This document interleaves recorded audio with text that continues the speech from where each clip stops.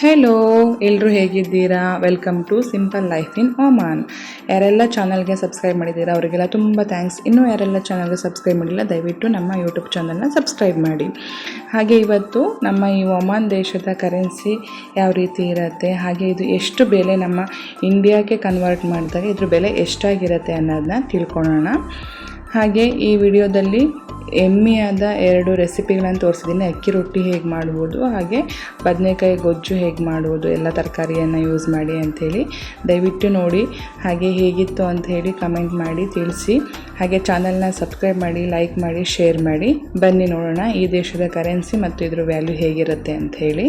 ನೋಡಿ, ಇದೆಲ್ಲ ಕಾಣ್ತಿರೋ ಅಂಥ ನೋಟ್ಗಳೆಲ್ಲ ಇಲ್ಲಿನ ಕರೆನ್ಸಿ. ಇದನ್ನು ರಿಯಲ್ ಅಂತ ಹೇಳಿ ಕರಿತೀವಿ. ಈ ರಿಯಲ್ನ ಬೆಲೆ ನಮ್ಮ ಇಂಡಿಯಾದ ರೂಪಾಯಿ ಮೌಲ್ಯಕ್ಕೆ ದಿನದಿಂದ ದಿನಕ್ಕೆ ಹಾಗೆ ಗಂಟೆಯಿಂದ ಗಂಟೆಗೂ ಚೇಂಜ್ ಆಗುತ್ತೆ ಅಂತ ಹೇಳ್ಬೋದು. ಇವತ್ತು ಜೂನ್ 7ನೇ ತಾರೀಕು 2026ನೇ ಇಸ್ವಿ. ಇವತ್ತಿನ ದಿನ ಇದರ ಬೆಲೆ ಎಷ್ಟಿದೆ ಅಂತ ಅಂದರೆ 248 ರೂಪಾಯಿ ಇದೆ. ಕೆಲವೊಮ್ಮೆ ಹೈಯೆಸ್ಟ್ ಇರುತ್ತೆ, ಕೆಲವೊಮ್ಮೆ ಕಮ್ಮಿನೂ ಆಗುತ್ತೆ. ಇವತ್ತಿನ ವ್ಯಾಲ್ಯೂ 248 ಇದೆ, ಅಂದರೆ 248 ರೂಪಾಯಿ ಇದೆ. ಬಟ್ ಹೈಯೆಸ್ಟ್ 250 ರೀಚ್ ಆಗಿತ್ತು, 250 ರೂಪಾಯಿ ರೀಚ್ ಆಗಿತ್ತು. ಈಸಿಯಾಗಿ ತಿಳ್ಕೊಳ್ಲಿಕ್ಕೆ 250 ರೂಪಾಯಿ ಬೆಲೆ ಸರಿಯಾಗಿದೆ. ನಾನು ಇದರಲ್ಲಿ ಹೇಳ್ಕೊಡ್ತೀನಿ.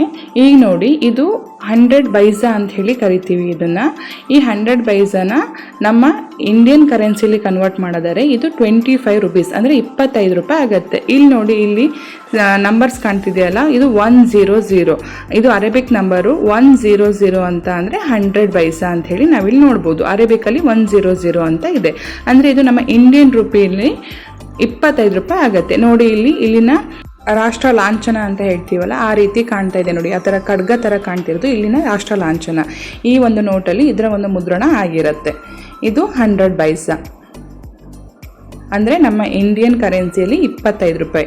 ನಾನು ಹೇಳ್ತಾ ಇದ್ದೀನಿ, ಇದು ದಿನದಿಂದ ದಿನಕ್ಕೂ ಚೇಂಜ್ ಆಗುತ್ತೆ, ಹಾಗೆ ಗಂಟೆಯಿಂದ ಗಂಟೆಗೂ ಚೇಂಜ್ ಆಗ್ತಾ ಇದೆ. ಇದು ನೋಡಿ, ಹಾಫ್ ರಿಯಲ್, ಅಂದರೆ ಆ 100 ಪೈಸಾ ಇತ್ತಲ್ಲ, ಆ 100 ಪೈಸಾನ 5 ನೋಟ್ಗಳನ್ನು ಹಾಕಿದಾಗ ನಮಗೆ ಈ ಹಾಫ್ ರಿಯಲ್ ಸಿಗತ್ತೆ. ಇದನ್ನು ಹಾಫ್ ರಿಯಲ್ ಅಂತ ಹೇಳಿ ಕರಿತೀವಿ. ಇದು ಅರೇಬಿಕಲ್ಲಿ ಈ ರೀತಿ ಬರೀತಾರೆ. ಈ ಹಾಫ್ ರಿಯಲ್ ವ್ಯಾಲ್ಯೂ ನಮ್ಮ ಇಂಡಿಯನ್ ರುಪೀಸಲ್ಲಿ ಎಷ್ಟಾಗತ್ತೆ ಅಂತ ಅಂದರೆ 125 ರುಪೀಸ್ ಆಗತ್ತೆ. ಇದರಲ್ಲಿ ನೋಡಿ, ಇದರಲ್ಲಿ ನಾವು ಹಕ್ಕಿಗಳು ಮತ್ತು ಈ ಚಿರತೆ ಅಂತದನ್ನ ನೋಡ್ತಾ ಇದ್ದೀವಿ. ಇಲ್ಲಿ ನೋಡಿ, ಇದು ಇಂಗ್ಲೀಷಲ್ಲೂ 1/2 ಅಂತ ಹೇಳಿ ಬರೆದಿದ್ದಾರೆ, ಈ ಕಡೆ ಅರೇಬಿಕಲ್ಲೂ ಬರೆದಿದ್ದಾರೆ. ಈಸಿಯಾಗಿ ಐಡೆಂಟಿಫೈ ಮಾಡ್ಬೋದು. ನಾವೀಗ ನೆಕ್ಸ್ಟ್ ನೋಡ್ತಾ ಇರೋ ಅಂಥದ್ದು ಇದು 1 ರಿಯಲ್. ಇದು ನೋಡಿ, ಅರೇಬಿಕಲ್ 1 ಅಂತ ಬರೆದಿದ್ದಾರೆ, ಹಾಗೇನೆ ಇಂಗ್ಲೀಷಲ್ಲೂ ಕೂಡ 1 ಅಂತ ಹೇಳಿ ಬರೆದಿದ್ದಾರೆ, 1 ರಿಯಲ್ ಅಂತ ಹೇಳಿ ಬರೆದಿದ್ದಾರೆ. ಹಾಗೆ ಅವರ ರಾಷ್ಟ್ರ ಲಾಂಛನನೂ ಇದರಲ್ಲಿ ಮುದ್ರಿತ ಆಗಿರುತ್ತೆ. ಈ 1 ರಿಯಲು ನಮ್ಮ ಇಂಡಿಯನ್ ಕರೆನ್ಸಿಯಲ್ಲಿ 250 ರೂಪಾಯಿ ಆಗತ್ತೆ. ಕೆಲವೊಮ್ಮೆ ಹೈಯೆಸ್ಟ್ ಹೋದಾಗ 250 ರೂಪಾಯಿ ಆಗ್ಬೋದು, ಕಮ್ಮಿ ಬಂದಾಗ 240, 48, 49 ಈ ರೀತಿಯೆಲ್ಲ ಇರುತ್ತೆ. ಈಗ ನೋಡಿ, ಆವಾಗಲೇ ನಾನು ಇಲ್ಲಿ 100 ಪೈಸಾ ತೋರಿಸಿದ್ನಲ್ಲ, ಇಂಥದ್ದು 10 ಹಾಕಿದಾಗ ಈ 1 ರಿಯಲ್ ನಮಗೆ ಸಿಗತ್ತೆ. ಈ ಥರದ್ದು ಹಾಫ್ ರಿಯಲ್ 2 ಹಾಕಿದಾಗ ನಮಗೆ 1 ರಿಯಲ್ ಸಿಗುತ್ತೆ. ಅಂದರೆ 125 + 125 ಹಾಕಿದಾಗ ನಮಗೆ 250 ರೂಪಾಯಿ ಈ 1 ರಿಯಲಿಂದ ನಮ್ಮ ಇಂಡಿಯನ್ ರುಪಿ 250 ರೂಪಾಯಿ ನಮಗೆ ಸಿಗತ್ತೆ ಅಂತ ಹೇಳ್ಬೋದು. ನೋಡಿ, ಎಲ್ಲ ಕಡೆನೂ ಅವರ ರಾಷ್ಟ್ರ ಲಾಂಛನನ ಮುದ್ರಿತ ಮಾಡಿರ್ತಾರೆ. ಈಗ ನಾವು ನೋಡ್ತಿರೋದು 5 ರಿಯಲ್, ಅಂದರೆ 5 ರಿಯಲ್ಸ್. ಇದು ಅರೇಬಿಕಲ್ಲಿ 5 ಈ ರೀತಿ 0 ಥರ ಬರೀತಾರೆ. ಇದು 5 ರಿಯಲು. ಈಗ ಹೈಯೆಸ್ಟ್ ಆಗ್ತಾ ಹೋಗ್ದ ಹಾಗೆ ನೋಟ್ಗಳ ವ್ಯಾಲ್ಯೂ ಈಗ ಕಿಂಗ್ ಫೋಟೋ ಬರುತ್ತೆ ನೋಡಿ. ಇವರೇ ಈಗ ಇಲ್ಲಿನ ಹೊಸದಾದ ಕಿಂಗ್ ಇವರು. ಹಾಗೆ ಇದ್ರದ್ದು ರಾಷ್ಟ್ರ ಲಾಂಛನವನ್ನು ಹಾಕಿದ್ದಾರೆ. ಇಲ್ಲಿ ನೋಡಿ, full central bank of Oman ಅದರ ಒಂದು ಚಿತ್ರಣವನ್ನು ಹಾಕಿದ್ದಾರೆ. ಇದು 5 ರಿಯಲ್ಲು. ನಮ್ಮ ಇಂಡಿಯನ್ ಕರೆನ್ಸಿಯಲ್ಲಿ ಈ 5 ರಿಯಲ್ಲು 250 × 5 ಹಾಕಿದಾಗ ನಮಗೆ 1250 ರೂಪಾಯಿ ಆಗುತ್ತೆ. ಈ 5 ರಿಯಲ್ ವ್ಯಾಲ್ಯೂ 1250 ರೂಪಾಯಿ ಆಗಿದೆ. ಹಾಗೆ ಇದು ನೋಡಿ, 10 ರಿಯಲ್ಲು. ಅರೇಬಿಕಲ್ಲಿ 1 ಮತ್ತು 0 ಬರೆದಿದ್ದಾರೆ. ಇದು 10 ರಿಯಲ್ಲು. ನಾನು ಆವಾಗಲೇ ಹೇಳಿದೆ, ಈ ನೋಟ್ಗಳ ವ್ಯಾಲ್ಯೂ ಜಾಸ್ತಿ ಆಗ್ತಾ ಹೋದ ಹಾಗೆ ಇಲ್ಲಿ ಕಿಂಗ್ ಫೋಟೋ ಬರ್ತಾ ಹೋಗುತ್ತೆ. ಇವರು ಇಲ್ಲಿನ ಹೊಸ ಕಿಂಗ್ ಆಗಿದ್ದಾರೆ. ನೋಡಿ, 10 ರಿಯಲ್ ಅಂತ ಇಲ್ಲೂ ಬರೆದಿದ್ದಾರೆ.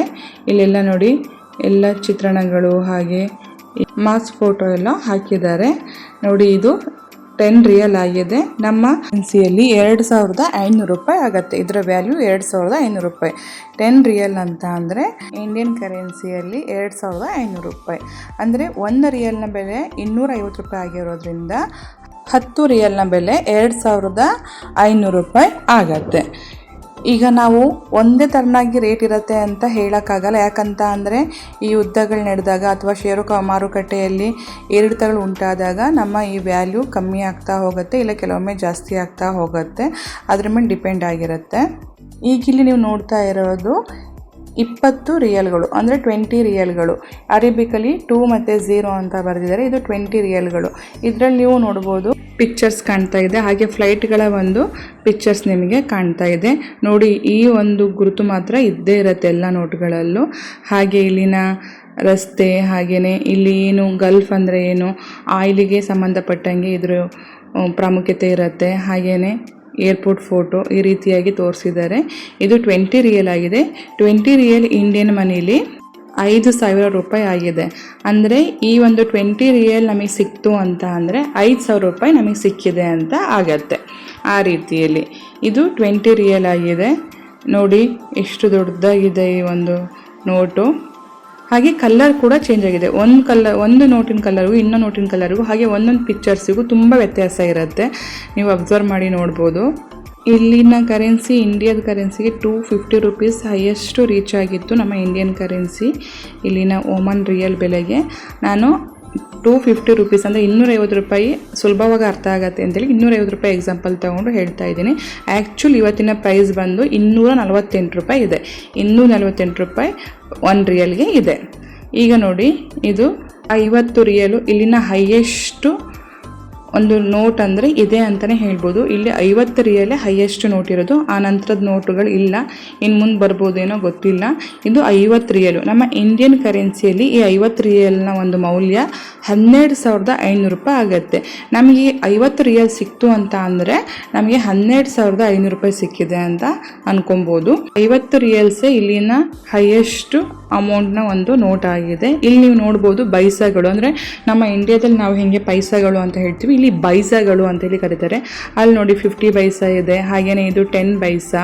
ಈ ಬೈಸಾಗಳನ್ನು ಕೂಡ ಇಲ್ಲಿ ಅಂಗಡಿಗಳಲ್ಲೆಲ್ಲ ಮಾಲ್ಗಳಲ್ಲೆಲ್ಲ ತಗೊಳ್ತಾರೆ. ಇದು ನೋಡಿ ಮೈನ್ ಅಂದರೆ ಇಲ್ಲಿನ ಪ್ಲಾಸ್ಟಿಕ್ ನೋಟು.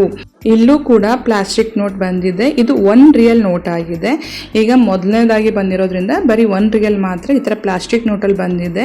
ಇದ್ರದ್ದು ಅಡ್ವಾಂಟೇಜ್ ಏನು ಅಂತ ಅಂದರೆ ಇದನ್ನು ಯಾರು ಕೂಡ ಇದನ್ನು ಡೂಪ್ಲಿಕೇಟ್ ಮಾಡೋಕ್ಕಾಗಲ್ಲ ಅಂತ ಹೇಳ್ತಾರೆ.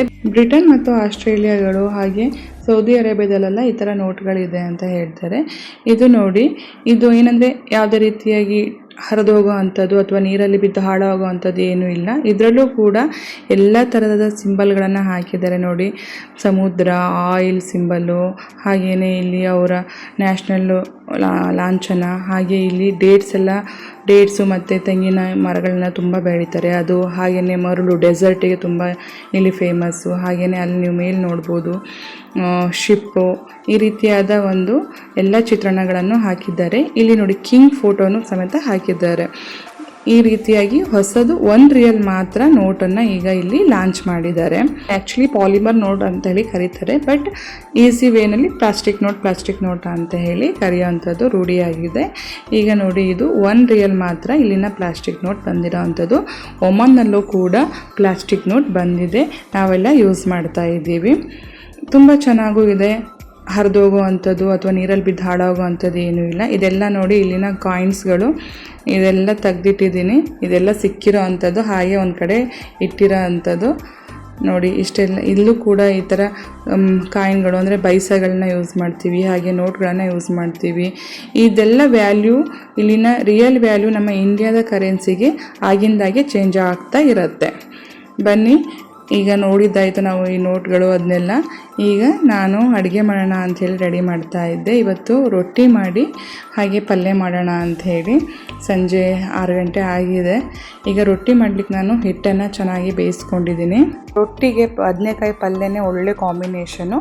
ನಾನು ಈ ಬದನೆಕಾಯಿ ಜೊತೆಗೆ ಸ್ವಲ್ಪ ತರಕಾರಿಗಳನ್ನು ಹಾಕ್ತಾಯಿದ್ದೀನಿ. ಇಲ್ಲಿ ನೋಡಿ ಕ್ಯಾಪ್ಸಿಕಮನ್ನು ಹಾಕಿದ್ದೀನಿ, ಹಾಗೆಯೇ ಬೆಂಡೆಕಾಯಿನ ತೊಳೆದು ಚೆನ್ನಾಗಿ ಹುರ್ಕೊಂಡಿದ್ದೀನಿ, ಹಾಗೆ 2 ಆಲೂಗೆಡ್ಡೆಯನ್ನು ತೊಗೊಂಡಿದ್ದೀನಿ ಮತ್ತು ಕ್ಯಾರೆಟ್ನ ಕಟ್ ಮಾಡ್ಕೊಳ್ತಾ ಇದ್ದೀನಿ. ಈಗ ಈ ರೀತಿ ಎಲ್ಲ ತರಕಾರಿಯನ್ನು ಹಾಕಿ ಒಂಥರ ಗೊಜ್ಜು ಮಾಡ್ಕೊಳೋದ್ರಿಂದ ಚೆನ್ನಾಗಿರುತ್ತೆ. ಹಾಗೆ ಎಲ್ಲ ತರಕಾರಿಗಳನ್ನು ತಿಂದ್ವಿ ಅನ್ನೋದು ಕೂಡ ಒಂದು ಸಮಾಧಾನ ಇರುತ್ತೆ. ನಾನು ಈ ರೀತಿಯೇ ಎಲ್ಲ ತರಕಾರಿಗಳನ್ನು ಆದಷ್ಟು ಮಿಕ್ಸ್ ಮಾಡಿ ಅಡುಗೆ ಮಾಡಲಿಕ್ಕೆ ಟ್ರೈ ಮಾಡ್ತೀನಿ. ಮಕ್ಕಳೆಲ್ಲ ಇಷ್ಟಪಟ್ಟು ತಿಂತಾರೆ, ಅದಕ್ಕೋಸ್ಕರ ಈ ರೀತಿಯೇ ಒಂದೊಂದಾಗಿ ಎಲ್ಲ ತರಕಾರಿಗಳನ್ನು ಕಟ್ ಮಾಡಿಕೊಂಡು ಎಲ್ಲ ರೆಡಿ ಮಾಡಿ ಇಟ್ಕೊಳ್ತೀನಿ. ಅಲ್ಲಿ ಹಿಟ್ಟು ಬೆಂದಾಗಿದೆ. ಹಿಟ್ಟು ತಣ್ಣ ಆಗೋ ಒಳಗೆ ನಾವಿಲ್ಲಿ ಬೇಗ ತರಕಾರಿನೆಲ್ಲ ಕಟ್ ಮಾಡಿಕೊಂಡು ಗೊಜ್ಜಿಗೂ ಕೂಡ ರೆಡಿ ಮಾಡ್ಕೊಬೋದು. ಯಾರೆಲ್ಲ ನಮ್ಮ ಚಾನಲ್ನ ನೋಡ್ತಾ ಇದ್ದೀರಾ ದಯವಿಟ್ಟು ಸಬ್ಸ್ಕ್ರೈಬ್ ಮಾಡ್ಕೊಳ್ಳಿ. ಹಾಗೆ ರೆಸಿಪಿಗಳೆಲ್ಲ ಹೇಗೆ ಅನಿಸ್ತಾ ಇದೆ ಕಮೆಂಟ್ ಬಾಕ್ಸಲ್ಲಿ ಕಮೆಂಟ್ ಮಾಡಿ ತಿಳಿಸಿ. ಹಾಗೆಯೇ ಈ ಥರ ಇನ್ಫಾರ್ಮೇಷನ್ ವೀಡಿಯೋಸ್ಗಳು ಇಷ್ಟ ಆಗುತ್ತೆ ಹೇಗೆ ಅಂತ ಹೇಳಿ ಕೂಡ ತಿಳಿಸಿ. ನಾನಿಲ್ಲಿ ಹೆಚ್ಚಿಗೆ ರೊಟ್ಟಿ, ಚಪಾತಿ, ಹಾಗೆ ಕಡುಬು ಈ ರೀತಿಯಂಥ ತಿಂಡಿಗಳನ್ನೇ ಜಾಸ್ತಿ ಮಾಡುವಂಥದ್ದು. ಈಗ ನಾನು ರೊಟ್ಟಿ ಮಾಡೋಣ ಅಂದರೆ ರಾಗಿ ರೊಟ್ಟಿ ಮತ್ತು ಈ ವೆಜ್ಜು ಎಲ್ಲ ತರಕಾರಿಗಳ ಗೊಜ್ಜು ಕೂಡ ತುಂಬ ಚೆನ್ನಾಗಾಗತ್ತೆ. ನನಗನ್ಸಿದ ಮಟ್ಟಿಗೆ ರಾಗಿ ರೊಟ್ಟಿ ನಾನ್ ವೆಜ್ಗಿಂತನೂ ವೆಜ್ಜು ಎಲ್ಲ ತರಕಾರಿ ಪಲ್ಯಗಳು ಅಥವಾ ಗೊಜ್ಜುಗಳಿಗೆ, ಸಾರುಗಳಿಗೆ ತುಂಬ ಒಳ್ಳೆ ಕಾಂಬಿನೇಷನ್ ಅಂತ ಅನಿಸುತ್ತೆ. ಅದಕ್ಕೋಸ್ಕರ ರಾಗಿ ರೊಟ್ಟಿಯನ್ನು ನಾನೀಗ ಈ ಒಂದು ತರಕಾರಿ ಗೊಜ್ಜುದನ್ನೇ ಮಾಡೋಣ ಅಂಥೇಳಿ ಎಲ್ಲ ರೆಡಿ ಮಾಡ್ತಾಯಿದ್ದೀನಿ. ನೋಡಿ, ಎಲ್ಲದನ್ನೂ ಚೆನ್ನಾಗಿ ತರಕಾರಿಗಳನ್ನು ತೊಳೆದು ಇಟ್ಕೊಂಡಿದ್ದೀನಿ. ಈಗ ಈ ಎಲ್ಲ ತರಕಾರಿನೂ ಹೆಚ್ಕೊಂಡು ಈಗ ನೋಡಿ ಬದನೆಕಾಯಿನ ನಾನು ಎಗೇನ್ ಮತ್ತು ಉಪ್ಪು ಮತ್ತು ನೀರಿನಲ್ಲಿ ನೆನೆಸಿಟ್ಟಿದ್ದೀನಿ, ಇಲ್ಲಾಂದರೆ ಕಪ್ಪಾಗಿಬಿಡತ್ತೆ ಅಂತ. ಹಾಗೆಯೇ ಆಲೂಗೆಡ್ಡೆ ಮತ್ತು ಕ್ಯಾರೆಟ್ನು ನೀರಿನಲ್ಲಿ ಹಾಕಿಟ್ಟಿದ್ದೀನಿ. ಇದು ಕಪ್ಪಾಗಲ್ಲ ಈ ರೀತಿ ಹಾಕಿಟ್ಟಾಗ. ಈಗ ನಾನು ಒಂದು ಕುಕ್ಕರ್ ತೊಗೊಂಡು ಅದಕ್ಕೆ ಸಾಸಿವೆ, ಜೀರಿಗೆ ಮತ್ತು ಉದ್ದಿನಬೇಳೆದು ಒಗ್ಗರಣೆ ಹಾಕ್ತಾಯಿದ್ದೀನಿ. ಈ ರೀತಿ ಒಂದು ಬಾಕ್ಸಲ್ಲಿ ಹಾಕಿ ಇಟ್ಕೊಂಡಾಗ ಬೇಗ ಹಾಕ್ಬೋದು ಒಗ್ಗರಣೆನ. ಆನಂತರ ಇದಕ್ಕೆ ಕ್ಯಾಪ್ಸಿಕಮ್ ಮತ್ತು ಈರುಳ್ಳಿಯನ್ನು ಹಾಕಿ ಸ್ವಲ್ಪ ಹುರ್ಕೊಳ್ತಾ ಇದ್ದೀನಿ. ಆನಂತರ ಇದಕ್ಕೆ ಟೊಮೊಟೊವನ್ನು ಆ್ಯಡ್ ಮಾಡ್ತಾ ಇದ್ದೀನಿ. ಹಾಗೆ ಶುಂಠಿ ಬೆಳ್ಳುಳ್ಳಿ ಪೇಸ್ಟನ್ನು ಇದಕ್ಕೆ ಹಾಕಿದ್ದೀನಿ. ಈಗ ನಾವು ಇದಕ್ಕೆ ಆಲೂಗೆಡ್ಡೆ ಮತ್ತು ಬದನೆಕಾಯಿನ ಹಾಕ್ತಾ ಇದ್ದೀವಿ. ಈಗ ಗೊಜ್ಜಿಗೆ ರೆಡಿ ಮಾಡಲಿಕ್ಕೆ ಸ್ವಲ್ಪ ಖಾರವನ್ನು ರುಬ್ಬಬೇಕು. ಅದಕ್ಕೋಸ್ಕರ ನಾನು ಶುಂಠಿ, ಬೆಳ್ಳುಳ್ಳಿ ಮತ್ತು ಕೊತ್ತಂಬರಿ ಸೊಪ್ಪನ್ನು ಹಾಕಿದ್ದೀನಿ. ಹಾಗೆ ಸ್ವಲ್ಪ ಖಾರದ ಪುಡಿಯನ್ನು ಹಾಕ್ತಾ ಇದ್ದೀನಿ, ಜೀರಿಗೆ ಪುಡಿ, ಹಾಗೆ ಸ್ವಲ್ಪ ಸಾಂಬಾರು ಪುಡಿಯನ್ನು ಹಾಕ್ತಾ ಇದ್ದೀನಿ. ಹಾಗೆಯೇ ಧನಿಯಾ ಪುಡಿಯನ್ನು ಹಾಕಿದ್ದೀನಿ. ಸ್ವಲ್ಪ ಅರಿಶಿಣವನ್ನು ಹಾಕಿಬಿಟ್ಟು ಇದಕ್ಕೆ ಗರಂ ಮಸಾಲವನ್ನು ಆ್ಯಡ್ ಮಾಡ್ತಾ ಇದ್ದೀನಿ. ಆನಂತರ ಮೇಯ್ನ್ ಈ ಪೀನಟ್ನ ಒಂದೆರಡು ಹಾಕೋದ್ರಿಂದ ತುಂಬ ಟೇಸ್ಟಾಗಿ ಬರುತ್ತೆ ಗೊಜ್ಜು. ಅದಕ್ಕೆ ಪೀನಟ್ನು ಸ್ವಲ್ಪ ಹಾಕ್ಕೊಳ್ತಾ ಇದ್ದೀನಿ. ಹಾಗೆಯೇ ಸ್ವಲ್ಪ ಕಾಯಿ ತುರಿಯನ್ನು ಹಾಕ್ಕೊಳ್ತಾ ಇದ್ದೀನಿ. ಇದನ್ನ ಚೆನ್ನಾಗಿ ಪೇಸ್ಟ್ ಮಾಡ್ಕೊಂಡ್ಬಿಟ್ಟು ಈಗ ನಾವು ಈ ತರಕಾರಿಗಳಿಗೆಲ್ಲ ಸೇರಿಸಿ ಒಂದು ವಿಷಲ್ ತೊಗೊಂಡ್ರೆ ಸಾಕು. ಈ ವಿಷಲ್ ಆಗೋದ್ರೊಳಗೆ ನಾವೀಗ ರೊಟ್ಟಿಯನ್ನು ಮಾಡ್ಕೊಳ್ಳೋಣ. ಹಿಟ್ಟನ್ನು ತುಂಬ ಚೆನ್ನಾಗಿ ನಾದಿ ನಾನು ಈಗಿಲ್ಲಿ ರೊಟ್ಟಿಯನ್ನು ಮಾಡ್ತಾಯಿದ್ದೀನಿ. ನಾವಿದನ್ನು ಕೈ ರೊಟ್ಟಿ ಅಂಥೇಳಿ ಕರಿತೀವಿ. ಇದು ತುಂಬ ಬೇಗನೂ ಆಗುತ್ತೆ, ಹಾಗೆಯೇ ತುಂಬ ಗಲೀಜಾಗಲ್ಲ ಮನೆಯೆಲ್ಲ. ಇದು ನನ್ನ ಹಸ್ಬೆಂಡ್ ಮನೆ ಕಡೆ ಈ ರೊಟ್ಟಿನ ತುಂಬ ಜಾಸ್ತಿ ಮಾಡ್ತಾರೆ. ನಮ್ಮ ಮನೆ ಕಡೆಯಲ್ಲೆಲ್ಲ ಬಡ್ ರೊಟ್ಟಿ ಅಂತ ಮಾಡ್ತಾರೆ, ಹಿಟ್ಟು ಹಾಕಿ ತಟ್ಟೋ ಅಂಥದ್ದು. ಆ ರೊಟ್ಟಿಗಳನ್ನು ತುಂಬ ಜಾಸ್ತಿ ಮಾಡ್ತಿದ್ರು. ಬಟ್ ನಾನು ಮದುವೆ ಆದಮೇಲೆ ಈ ರೊಟ್ಟಿನ ಕಲ್ತಿದ್ದು. ಬೇಗನೂ ಆಗುತ್ತೆ, ಹಾಗೆಯೇ ಏನು ಗಲೀಜಾಗಲ್ಲ, ತುಂಬ ಕ್ಲೀನಾಗೂ ಇರುತ್ತೆ. ರೊಟ್ಟಿ ಮಾಡಿದ್ದೀವಿ ಅಂತ ಅನಿಸೋದೇ ಇಲ್ಲ. ಅದಕ್ಕೋಸ್ಕರ ಹಾಗೆ ಈಗ ನಾನು ಈ ಒಂದು ಹಿಟ್ಟಿಗೆ ರಾಗಿ ಮತ್ತು ಅಕ್ಕಿ ಹಿಟ್ಟು ಎರಡನ್ನೂ ಮಿಕ್ಸ್ ಮಾಡಿಕೊಂಡು ಸ್ವಲ್ಪ ಉಪ್ಪು ಮತ್ತು ನೀರನ್ನು ಹಾಕಿ ನಾನು ಹಿಟ್ಟನ್ನು ಹದ ಮಾಡ್ಕೊಂಡಿರೋ ಅಂಥದ್ದು. ಅದಕ್ಕೆ ಸ್ವಲ್ಪ ತವಾಕ್ಕೆ ಎಣ್ಣೆಯನ್ನು ಹಾಕಿಬಿಟ್ಟು ಈಗ ನಾನು ರೊಟ್ಟಿಯನ್ನು ಹಾಕ್ತಾಯಿದ್ದೀನಿ. ನೋಡಿ, ಈ ರೀತಿ ಆಗಿದೆ. ಈಗ ನಾವು ಇದನ್ನು ಮಗ್ಚಿ ಹಾಕಿದ್ದೀವಿ. ಚೆನ್ನಾಗಿ ಇದನ್ನು ಬೇಯಿಸ್ಕೊಬೇಕು. ನೋಡಿ, ಈಗ ಚೆನ್ನಾಗಿ ಬೆಂದು ಈ ರೀತಿ ಆಗಿದೆ. ರೊಟ್ಟಿ, ಚಪಾತಿ ಯಾವುದೇ ಆದರೂ ತುಂಬ ಚೆನ್ನಾಗಿ ಬೇಯಿಸಬೇಕು, ಇಲ್ಲ ಹಸಿ ಹಸಿ ಆಗೇ ಇರುತ್ತೆ. ಇಲ್ಲಿ ನೋಡಿ, ನಮ್ಮ ಗೊಜ್ಜು ಕೂಡ ರೆಡಿಯಾಗಿದೆ. ಎಲ್ಲ ಬದನೆಕಾಯಿ ಮತ್ತು ಎಲ್ಲ ತರಕಾರಿಗಳ ಹಾಕಿ ಮಾಡಿದ ಗೊಜ್ಜು ರೆಡಿಯಾಗಿದೆ. ನಾನು ಸ್ವಲ್ಪ ಚಟ್ನಿ ಮಾಡಿದ್ದೆ. ಈಗ ನಾವು ಊಟ ಮಾಡಲಿಕ್ಕಂತ ರೆಡಿ ಮಾಡ್ತಾಯಿದ್ದೀವಿ. ರೊಟ್ಟಿ, ಗೊಜ್ಜು ಹಾಗೆ ಚಟ್ನಿ ಒಳ್ಳೆ ಕಾಂಬಿನೇಷನ್ ಆಗಿತ್ತು. ನೋಡಿ, ರೊಟ್ಟಿ ಮಾಡಿದ್ದು ಹಾಗೆ ಸ್ಟವ್ ಏನೂ ಗಲೀಜಾಗಲ್ಲ, ಚೆನ್ನಾಗಿ ಅನಿಸುತ್ತೆ. ನನ್ನ ಮಗ ಸ್ವಲ್ಪ ಹೊತ್ತು ಸ್ಟಡಿ ಮಾಡ್ತಾ ಇದ್ದ ಊಟ ಎಲ್ಲ ಮುಗಿಸಿ. ನಾನು ಈ ವ್ಲಾಗ್ನ ಇಲ್ಲಿಗೆ ಎಂಡ್ ಮಾಡ್ತಾ ಇದ್ದೀನಿ. ನೆಕ್ಸ್ಟ್ ವ್ಲಾಗಲ್ಲಿ ಮತ್ತೆ ಸಿಗ್ತೀನಿ. ದಯವಿಟ್ಟು ನಮ್ಮ ಚಾನಲ್ನ ಲೈಕ್ ಮಾಡಿ, ಶೇರ್ ಮಾಡಿ, ಸಬ್ಸ್ಕ್ರೈಬ್ ಮಾಡ್ಕೊಳ್ಳಿ. ಹಾಗೆ ಹೇಗೆ ಅನಿಸ್ತಾ ಇದೆ ರೆಸಿಪಿ ಎಲ್ಲ ಕಮೆಂಟ್ ಮಾಡಿ ತಿಳಿಸಿ. ಎಲ್ಲ ವ್ಲಾಗ್ಗಳನ್ನು ನೋಡಿ. Thanks for watching.